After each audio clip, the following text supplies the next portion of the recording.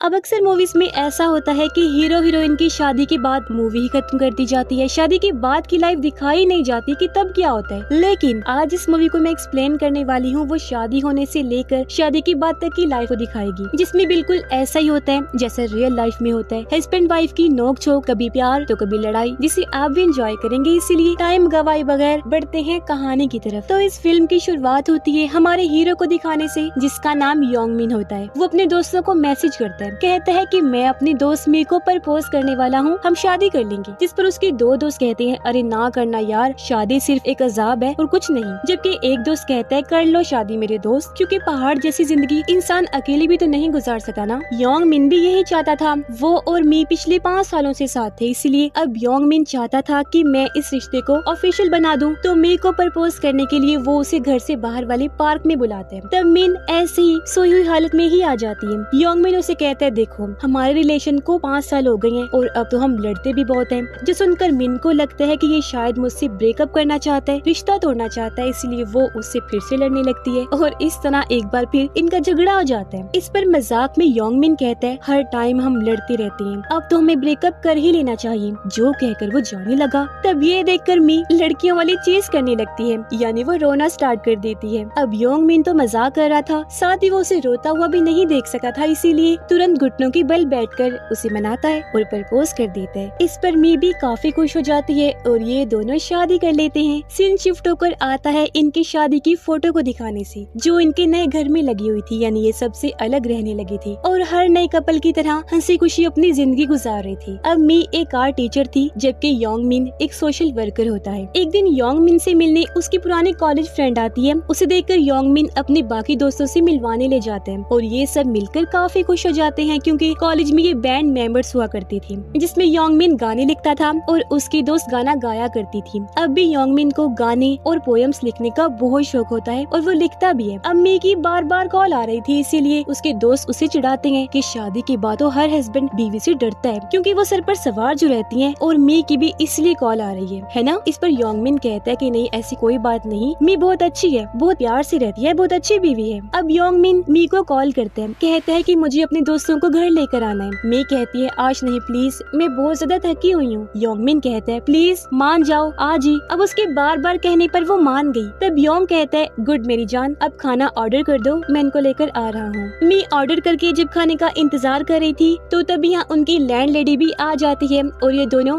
गपशप लगाने लगते हैं। कुछ समय बाद यहाँ योंग मिन अपने दोस्तों को लेकर आ जाते हैं। तब मी प्यार से बहाना लगाती है कि मैं आपका ही वेट कर रही थी, पर मी उसकी दोस्त को देखकर जेलस होने लगती है, क्योंकि योंग मिन ने उसे कभी नहीं बताया था कि मेरी फीमेल फ्रेंड भी है। और तभी यहाँ ऑर्डर वाला भी आ जाता है। घर के अंदर आने के बाद सब दोस्त बैठकर बातें कर रहे थे, जबकि मैं किचन में खाना रेडी कर रही थी। अब सभी दोस्त अपने फीमेल फ्रेंड को गाना सुनाने के लिए कहते हैं। वो गाना गाती है और सब लोग काफी इंजॉय करते हैं, इम्प्रेस होते हैं और उसकी काफी तारीफ करते हैं। इसके बाद वो मी को भी गाना सुनाने के लिए कहते हैं, जहाँ वो पहले तो शर्माते हुए इनकार कर देती है, लेकिन फिर योंग मिन की फीमेल फ्रेंड को टॉन्ट करवाने के लिए गाना सुनाई देती है। पर उसके गाने पर सब लोग हंसने लगे, उसका मजाक बनाने लगते हैं, यहाँ तक कि उसका हस्बैंड योंग मिन भी उसका मजाक बनाता है, जिस वजह से मी काफी हर्ट होती है। खैर योंग मिन की दोस्त जब घर से जाने लगी तो वो योंग मिन को समझाते हैं कि तुम्हें अपनी वाइफ का मजाक नहीं बनाना चाहिए था, तुम जाकर उससे माफी मांग लेना। और ये भी कहते हैं कि अरे दोस्त, आज रात तो तेरी बहुत मुश्किल गुजरने वाली है। अब योंग मिन जब रूम में जाने लगता है तो मी टिश्यू का डब्बा उसके मुंह पर मारकर रूम से बाहर निकाल देती है, क्योंकि वो बहुत नाराज थी। अब योंग मिन जब पूरे घर को बिखरा हुआ देखता है तो अच्छा हस्बैंड होने का सबूत देता है, साफ सफाई करता है, बर्तन भी धोता है, जिसके बाद नहाने के लिए चला जाता है। मी जब रूम से बाहर आती है तो पूरे घर को साफ देखकर बहुत ज्यादा खुश हो जाती है। बाथरूम से बाहर झांककर योंग मिन मी की आवाज की तारीफ करता है, क्योंकि वो साफ सफाई करते हुए गाना गुनगुना रही थी। फिर योंग मिन स्माइल करते हुए शीशे पर आई लव यू लिखता है और वहाँ से चला जाता है। इसके बाद हम देखते हैं कि योंग मिन जब काम पर आता है तो उसका काम में मन ही नहीं लग रहा था, क्योंकि वो गीता लिख रहा था और अपना ज्यादा टाइम वहीं स्पेंड करना चाहता था। घर आकर भी वो गीता लिखने में बिजी होता है। तभी उसके पास मी आई, कहती है कि तुम क्या हर टाइम घर गंदा करके रखते हो, मैं खुद भी काफी थकी होती हूँ, मुझसे नहीं होती सफाई वगैरह। इस बात पर उनकी बहस हुई, जो लड़ाई बन जाती है, लेकिन रात होते ही दोनों चिपक के सो भी जाते हैं। अगले दिन दोनों मूवी देखने जाते हैं, जहाँ इन्हें मी का जूनियर मिल जाते हैं, जिसे मी योंग मिन से मिलवाती है। पर उसे देखकर योंग मिन जेलस होने लगता है, क्योंकि उसे लग रहा था कि वो मुझसे ज्यादा हैंडसम है क्योंकि उसकी हाइट ज्यादा है और मी भी उसे पसंद करती है। इसलिए पूरी मूवी के दौरान भी वो बार बार अनकंफर्टेबल हो रहा था, बार बार जूनियर को टॉन्ट करवाते हैं। मूवी देखने के बाद दोनों खाना खाने जाते हैं जहाँ इनकी किसी बात को लेकर लड़ाई हो जाती है। इस बारे में योंग मिन अपने दोस्तों को बताते हैं, जिस पर उसके दोस्त समझाते हैं कि मी ऐसी लड़की नहीं है और तुम बिला वजह इस बात की टेंशन ले रहे हो। उधर मी अपनी दोस्त को भी इस बारे में बताती है, कहती है कि शायद योंग मिन का मुझसे दिल भर गया है, वो मुझसे हर वक्त लड़ते ही रहते हैं। तब उसकी दोस्त उससे भी समझाती है कि आजकल योंग मिन के ऊपर काम का बर्डन है, इस वजह से वो चिड़चिड़ा हो रहा होगा, क्योंकि ये नेचुरल है। जब इंसान को दिमागी सुकून नहीं होता, टेंशन होती है, वो चिड़चिड़ा हो जाता है।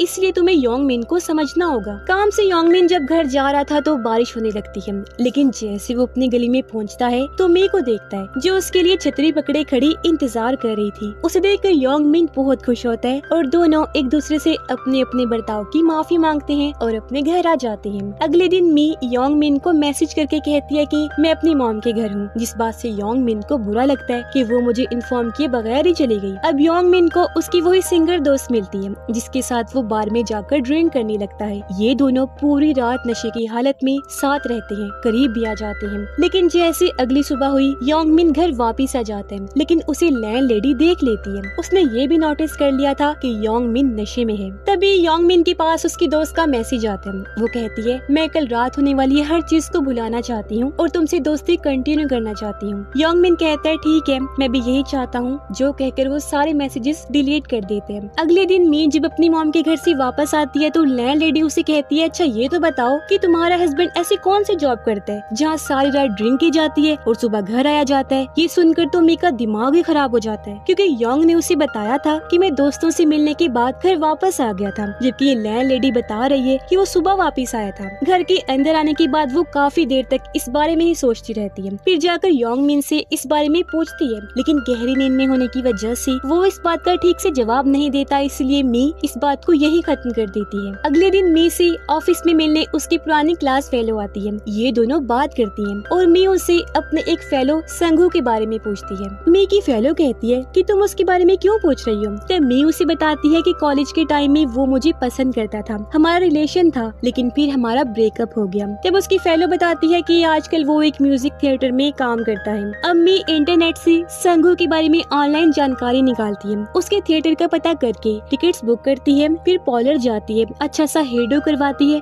प्यारे से कपड़े पहनकर संगू के थिएटर आ जाती है, जहाँ सारे लोग भागकर संगू के पास आई और उसकी कामयाबी पर मुबारक देते हैं, लेकिन मी नहीं आती। वो दूर से ही जाने लगती है, लेकिन संगू की नजर उस पर चली जाती है और वो उसके पास जाने लगता है। उसे देखकर मी यहाँ से भाग जाती है। संगू भी उसका पीछा करता रहता है। अब मी उसे बहुत छुपने की कोशिश करती है, यहाँ तक कि टेडी बियर का मास्क भी पहन लेती है, लेकिन उसकी ड्रेस की वजह से संगू उसे पहचान लेते हैं। वो उसका मास्क हटाता है और जब अंदर से मी निकलती है तो दोनों बातें करने लगते हैं। मी बहाना लगा देती है कि मैं यहाँ जॉब करती थी लेकिन अब रिजाइन कर चुकी हूँ। अब ये दोनों बैठकर बातें करते हैं और पुरानी यादों को ताज़ा करते हैं। बातों ही बातों में मी अपनी शादी के बारे में भी उसे बता देती है, जो सुनकर एकदम से वो उदास हो जाते हैं। फिर संगू मी को अपना कार्ड देते हुए कहते हैं कि अगर तुम कांटेक्ट करना चाहो तो कर सकती हो। यहाँ से मी अपनी दोस्त से मिलने जाती है। उसे कहती है कि अब तो मेरी और योंग मिन की लड़ाइयाँ ही होती रहती हैं, मुझे ऐसा लगता है जैसे मेरी कोई इम्पोर्टेंस ही नहीं। फिर जब मी घर आती है तो वो टैक्सी में संगू का कार्ड भूल जाती है। घर के अंदर आने के बाद वो देखती है कि योंग मिन घर में ही है। वो कहते हैं, मी कहाँ थी तुम? मैंने तुम्हें इतनी सारी कॉल्स की लेकिन तुमने कोई जवाब ही नहीं दिया। वो एक्चुअली मुझे खाना चाहिए था। मी कहती है, हाँ मैं तुम्हें खाने के टाइम में तो याद आती हूँ बस। योंग मिन कहता है, तुम शराब पी के आई हो ना, बहुत बुरी बात है, लड़कियों को ऐसी हरकत जेब नहीं देती। उस दिन तुम क्या कर रही थी? अपने जूनियर से फ्लर्ट कर रही थी। मी कहती है, गलत इल्जाम लगा रही हो, बच्चा है वो। योंग मिन कहते हैं, 6 फीट का लड़का बच्चा नहीं होता कहीं से भी। मी कहती है, तुम्हारा खुद के बारे में क्या ख्याल है वैसे? उस रात कहाँ थी तुम? योंग मिन कहता है, मुझे याद नहीं कहाँ था। मी कहती है, लेकिन मुझे पता है उस रात कुछ तो अलग हुआ था। इतना बोलकर वो बाथरूम में चली जाती है। योंग मिन को गिल्टी फील होती है। वो कहता है, अच्छा सॉरी, आइंदा के बाद हम नहीं लड़ेंगे। तुरंत मी बाहर आती है, कहती है, मैं रोज रोज के झगड़ों से तंग आ गई हूँ। इतना कहकर वो रोने लगती है। योंग मिन उसे चुप करवाता है, फिर बड़े प्यार से गोद में उठाकर उसे बाथरूम से रूम में लेकर जाता है और सुला देता है। लेकिन मी के फोन की हिस्ट्री में योंग मिन को संगू के बारे में पता चल जाता है। वो काफी परेशान हो जाता है। उसे पूछना जानना चाहता है कि संघू कौन है। फिर बड़ी हिम्मत करके वो उससे पूछ लेता है कि तुम्हारा उस संघू का ब्रेकअप हुआ कैसे था। मी बताती है कि वो मुझे छोड़ के चला गया था, यानी ब्रेकअप करके चला गया था, लेकिन जब वापस आया तो मैं तुमसे प्यार करती थी, मैं तुम्हारी हूँ, हमेशा तुम्हारी रहूंगी, तुमसे बहुत प्यार करती हूँ। जो सुनकर योंग मिन काफी खुश हो जाता है और कहता है हम पिकनिक पर चलेंगे। अगले दिन ये दोनों पिकनिक पर गए, काफी एंजॉय करते हैं, लेकिन तभी योंग मिन के पास कॉल आती है। उसे बताया जाता है कि तुम्हारी गीता को नेशनल अवार्ड के लिए नॉमिनेट कर लिया गया है। जो सुनकर योंग मिन की खुशी का कोई ठिकाना ही नहीं रहता। इस खुशी के लिए योंग मिन का टीचर भी उसे डिनर पर इनवाइट करता है, जिनसे योंग मिन बहुत करीब होता है।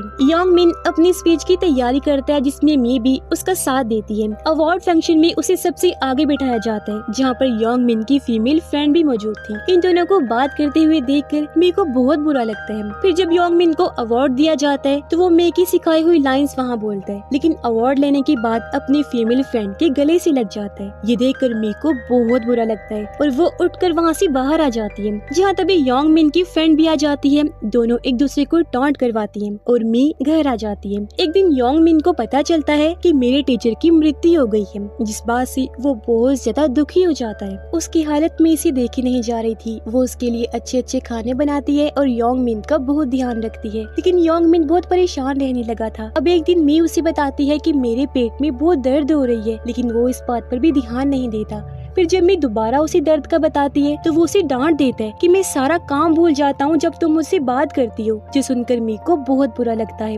मैं जब लेटी हुई थी तो उसकी तबीयत बहुत ज्यादा खराब हो जाती है। वो योंग मिन को बुला रही होती है, लेकिन गुस्से में वो घर से बाहर चला जाता है। तब मी बड़ी मुश्किल से अपनी मॉम को कॉल करके बताती है और वो उसे हॉस्पिटल लेकर जाती है। योंग मिन को जब पता चलता है कि मी हॉस्पिटल में है तो वो भी तुरंत वहाँ आ जाता है। जब मी अपनी रिपोर्ट का इंतजार कर रही थी, योंग मिन उसे कहता है आई एम सॉरी, मैं अपने बर्ताव के लिए शर्मिंदा हूँ। मी कहती है तुम मुझे बहुत हर्ट करती हो और अब इस तरह मैं तुम्हारे साथ नहीं रह सकती। इस बात से दुखी होकर योंग मिन घर आ जाता है, जहाँ उसे अपने टीचर की बात याद आती है। जब उन्होंने योंग मिन को बताया था कि मुझे पोएट्री से बहुत लगाव था, लेकिन उस पोएट्री ने मुझे मेरी सबसे प्यारी चीज यानी मेरी वाइफ से दूर कर दिया था, जिस बात का मुझे बहुत पछतावा होता है। और तुम भी योंग मिन पोएट्री को आदत ना बना लेना कि कल को मेरी तरह तुम्हें भी पछताना पड़े। ये बात याद करते हुए योंग मिन को मी के साथ गुजारे गए हसीन पल याद आने लगते हैं। फिर मी योंग मिन को इंटरव्यू में देख लिया जब वो कह रहा था कि मेरी जिंदगी में सबसे कीमती चीज मेरी बीवी है, जो सुनकर मी काफी इमोशनल हो जाती है।